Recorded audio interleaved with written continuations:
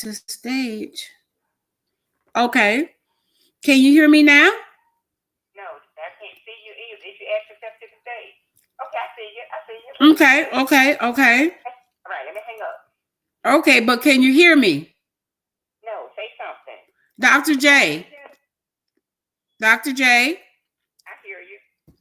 Yes, yes, Okay. yes, So you can hear me. yes, I hear you. Okay, great, Yes, great, yes. great, great. Hanging up. Okay, all righty. Okay. Okay.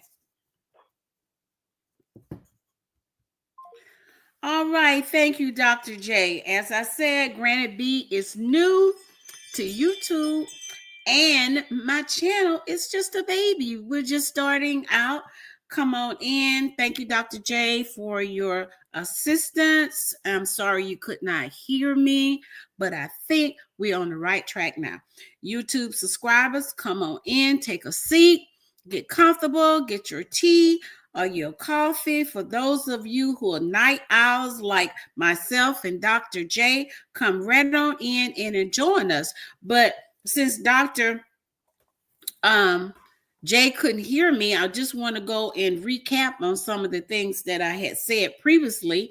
And that was I'm looking at and drawing from an incident where a 6-year-old autistic nonverbal boy was drugged by his heels, or you would say his ankles, on his back from his classroom to the gymnasium. Just going to reiterate about how this whole scenario happened, okay? The child is nonverbal. He was engaged in an activity, and if we know anything about autism, we know, and people who are affected by autism, we know that it's hard for them to transition from one thing to another, and it has to do with the way their sensory is set up. So anyhow, the child did not comply. So that prompted the teacher to talk strongly to him. So the child began, to act out. And she got frustrated and probably should have asked someone to come in and help her with the situation. Now, mind you,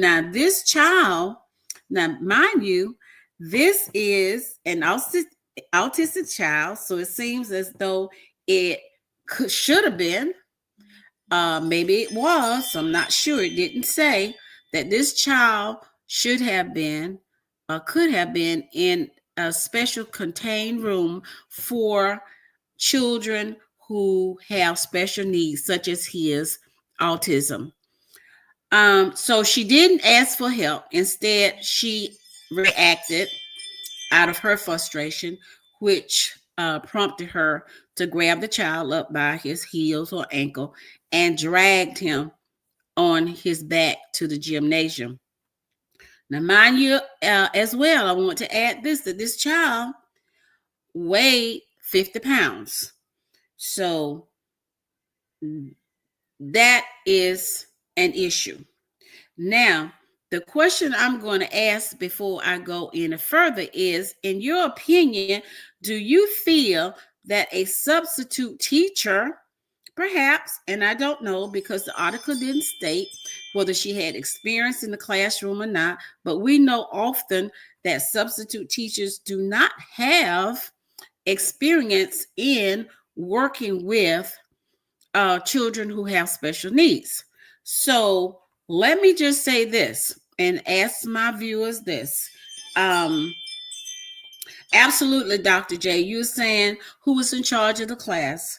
It was a sub and not a parapro or a teacher.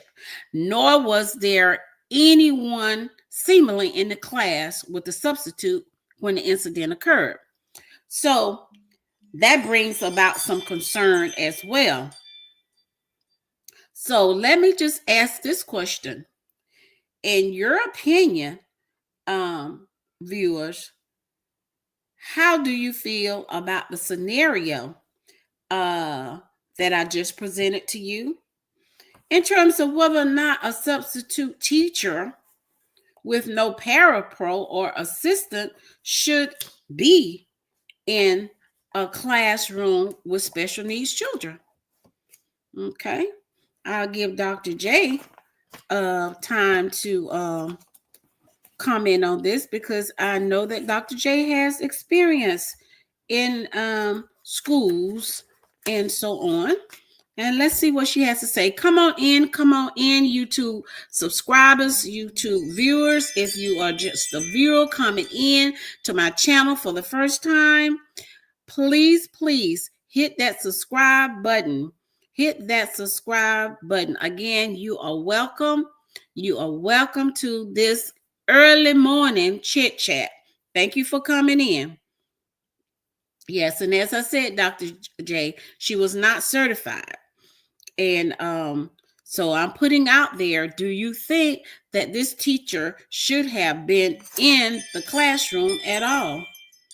Okay, Dr. J said yes, she can, but the administration should have placed another adult in the classroom with her. Absolutely, because having another teacher or an adult in the room could have diffused the situation. Perhaps that person would have been able to calm the teacher down, or if it was a teacher or person, adult that the child knew, maybe the child would have responded more positively towards someone that he recognized and knew. Okay, Dr. J is saying that subs are trained to supervise the students. Okay, and what it was my understanding through reviewing this article that she was the only person in the room that particular day. Okay, so apparently she was not equipped to handle this autistic child, and when I say interact appropriately with him, so that this situation wouldn't have escalated into her dragging this child. We have to remember that this is somebody's child. You put him on the bus or take your child to school in the morning. You don't expect for this kind of thing to happen, to your child. Dr. J is saying, again, administration should have placed an assistant in the room with her. Absolutely. I know, Dr. J, from a personal experience that I have a relative who substitute in a class with developmentally disabled children. And there is always 2 to 3 persons in this classroom. So Dr. J says she could have buzzed the office for help. Apparently she didn't, because she got so involved in her emotions. It seems as though this became a power struggle between an adult and a nonverbal autistic child. And as you may know, and I'd like to share with you that when you enter into a power struggle with a child, any child, not only a special needs child, but when you enter into a power struggle with a child, normally the adult comes up on the losing end. Yes. So Dr. J is saying, sadly, her emotions took control of her situation. Absolutely. Absolutely. And it's very, very sad. And the other part to this piece is the fact that the school did not handle this correctly. The school did not call the police, because clearly whether or not this child was autistic or had any other type of developmental issue, that her interaction with the child was not appropriate. So we move along with that. The school did not call law enforcement. The school simply sent the teacher home for the remaining part of the day. So when the parents found out what had happened to their child, they were very, very concerned. Again, thank you guys for coming into my channel with this very early morning chit chat. I really, really appreciate you coming on to John Granny B in this discussion about the autistic boy being physically abused by a substitute teacher. Now, Dr. J asked, it was not mandatory for the school to call law enforcement. Well, thank you, Dr. J. I'll gladly accept that because I know that you are an educator, an administrator. So I thank you for that input, and that's something I will take notice of, and this will be an educative moment for me. Thank you so, so much. When the parents found out about what had happened to the child, um, the parents got law enforcement involved. Dr. J said the situation must been investigated and didn't find it necessary. Well, actually, the article didn't say that it was investigated. However, it very clearly stated that the parents got law enforcement involved. And Dr. J said parents had a right to, absolutely, parents have a right to, because that's your child. When you send your child to school, be it a quote unquote normal child or a child with special needs, you don't expect to have a situation where your child is being drugged in school or manhandled or either abuse. And for those of you who may be in the area of child protection or whatever, and which that's my background, that would definitely be a situation where the child an investigation would go on with the Department of Family and Children's Services. Um, Dr. J says send them to school to behave too. Yes, I agree with that. But when you have certain populations of children, you cannot have the same rule for them as you do quote unquote normal children. Um, if they can't behave, keep those little boogers home. Yes, I understand that, but the public law says that they have a right to go to school and they have a right to be accommodated. Now, for you guys who might be familiar with autism, we know that um, autism is a spectrum disorder. Okay, um, and it is characterized or defined uh, such that it presents many challenges for children. And you're absolutely right, Dr. J.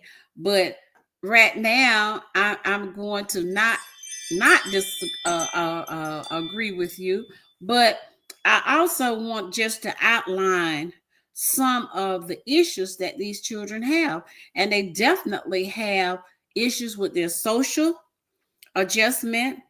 They have issues with repetitive behaviors, and they have issues with speech and nonverbal communication. And I think, in terms of a child being on the spectrum, that this child has a right, as well as the parents, to have someone who is aware of what autism is in this particular case, because there are many other, you know, developmental disorders that children can have. But okay, Dr. J, you saying in order to be treated differently, someone should have an IEP on, absolutely, an IEP on file. And unfortunately, the article did not go into explaining or laying out maybe special provisions that this child might have had through an IEP. And Dr. J is saying it is the parent's responsibility to make someone aware. Yes, absolutely. Because whether this child is autistic or not, the parents has an obligation to make sure that their children or their child's need is met in school. And then in the case where children have special needs, they definitely need an IEP. And sometimes, you know, when parents don't understand, or sometimes, and I can tell you from personal experience that some schools or school system drag their feet on getting children placed in the appropriate, you know, classroom settings. um Dr. J, you're absolutely correct when you said make someone aware of your children's or your child's condition. And this could be done by the parents simply going out to the school and explaining that to the child. um I keep I keep typing, sorry, that's okay. We'll go back to the parents' responsibility. It is the parents' responsibility that to let the school know I have special cargo. I have a special baby, and I need him to have special accommodation. Come in with medical documentation, because often it is the pediatrician or the doctor who makes a determination that whether or not a child might be on the autism spectrum. Okay, Dr. J is saying, I am fighting a lose battle. I have to disagree with you. Schools are not always at fault. And I agree, schools are not always at fault, because even um, with some of the research that I've done here, um, definitely it states some things that parents should do. And parents, to quote unquote normal child, um, let alone a special needs child, um, the parents are the larger support system, the family, yes. uh, so Dr. J is saying, speaking from experience, parents drag their feet too. Exactly, they do, because oftentimes parents, whether they understand notices coming from the school or not, parents do not follow through with their children. Some parents do not follow through with their children as they should. And I agree with you. Often, parents are neglectful too. Yes, they are neglectful. So you have to be willing to do what you need to do to make sure that the school does what it needs to do to make sure that your child's needs are being met in the school situation. And what is that chime? Dr. J. Okay. I'll try to type it. Okay.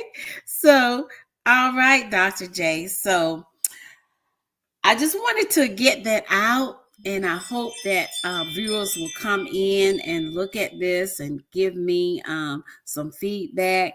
For Dr. J, I want you to know that I totally agree with you on the fact that some parents are neglectful. And You have to be your child's greatest supporter in any situation that your child is in. You have to be willing to uh, be the champion, for your child. Um, so Having said that, I just want to say that parents too, and I give the parents some parents credit, because some parents really do, care about their children, and for that's why I said educating any child, whether it's a special needs child or um, special needs child, or either a quote unquote normal child, that parents are challenged with making sure that their children receive the type of care, whatever, when the child is not in the care of them. Um, they have to be an advocate for special needs children when it comes to their medical needs, to their community needs, their socialization needs, their social needs, the emotional needs, um, as well as the school needs. Yeah. And Dr. J is saying, I can't sit back and allow the school to always be at fault. And I agree, the school is not at fault, because, like I say, coming from my own protective service background, there are many times where we have had to investigate the neglect of parents as it relates to school issues involving their children. So, no, the school is not always at fault, and I do agree with that. So, we just have to keep in mind that this is a collective affair. Um, it's a two-way thing. It's a partnership. That's how I look at education. Um, Yes, and they do. And that's why a lot of our kids, I would say children who have special needs, have less difficulty, maybe if the administrators and other teachers were not as sensitive and caring as I know most of them are. So this case with this child might be an isolated situation, but I thought it was just interesting because working with special needs children, I know that things happen that negatively impact the child, things that sometimes institutions or schools sweep under the rug and so on. But this is just, I happened to come across this. It struck my interest because myself, I am a grandparent of an autistic child, and I know that the journey has been very challenging getting them into school, um, getting, you know, um, things that she needs to have done through the school system. But I also know that it takes tenacity when you're working with any institution, and that includes the school. That parents have to be persistent, they have to be involved, and they have to have right attitudes to make sure that the school is or schools are meeting the needs of their special need babies. So, having said that, if you go back on my channel, one question I still would like to throw out there: should substitute teachers be allowed to sub in classes with special needs children um, who are not qualified or trained into being in the classroom? And I think that this is a situation that occurred because the teacher was not trained uh, to interact with the child, and the school did not have sufficient supports for that particular issue to have been avoided. And I agree, Dr. J. I say this all the time. Schooling children and educating children is a partnership. It cannot work with the school alone. It cannot work with the parents alone. These children need support. They need support, and the support needs to come from home, starting at home, and then bridging that bridge over to the school system where parents and teachers can work cooperatively to have the needs of their children met, whether or not it's special needs children or quote unquote normal children. So, having said that, Dr. J, I want to thank you for all of the support that you have given me this evening into the wee hour this morning. I want to thank everyone who came in. And if you come in later, I still want to thank you for just stopping by to view what we talked about tonight. And having said that, have a blessed today. Enjoy yourself. God loves you. And good morning.